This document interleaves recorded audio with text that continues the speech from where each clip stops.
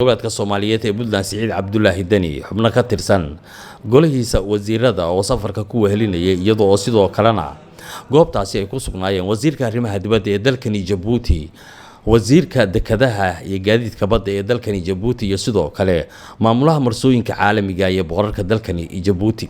waxaa kulankani la iskula soo qaaday arrimo dhowr oo ay ka mid tahay xiriirka iskaashi cilaaqaadka walaalnimo ee ka dhaxeeya dowladaha Soomaaliya iyo Djibouti. kulankani ayaa madaxweynaha dowlad goboleedka Soomaaliyeed ee Puntland Siciid Cabdullaahi Dani waxa madaxweynaha Jamhuuriyadda Djibouti uga mahadceliyay taageerada had iyo jeer dowladda Djibouti ay la garab taagan tahay shacabka Soomaaliyeed iyo in Soomaaliya ay mar kale cagaheeda isku taagto. markii kulankaasi uu soo idlaaday ayaa madaxweynaha dowlad goboleedka Soomaaliyeed ee Puntland Siciid Cabdullaahi Dani waxa uu warbaahinta uga waramay waxyaabihii ay ka wada hadleen isaga iyo madaxweynaha Djibouti. waxaan markii ugu horreysay uga mahadcelinayaa madaxweynaha iyo dowladda Djibouti martiqaadka wanaagsan iyo sida wanaagsan ee noo soo dhaweeyeen. waana filaynay waa dal walaal ah oo naga weyn, aad baan ugu mahadinaynaa soo dhaweyntaas wanaagsan. midda labaad madaxweynaha iyo wasiirada waxaan ka hadalnay waa safarkii labaad sanadkan gudihiisa aan imaano. waxa ugu weyn oo aan ka wada hadalno waxay sidii loo xoojin lahaa xiriirka dhinaca ganacsiga iyo maalgelinta ah ee dowladda Djibouti iyo Puntland.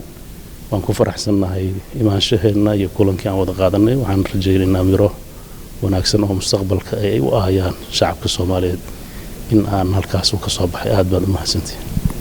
inta kadib ayaa waxaa sidoo kale wax ka weydiinay wasiirka arrimaha dibadda ee dalkani Djibouti Maxamuud Cali Yuusuf waxyaabaha kulankani sida gaarka lagaga hadlay.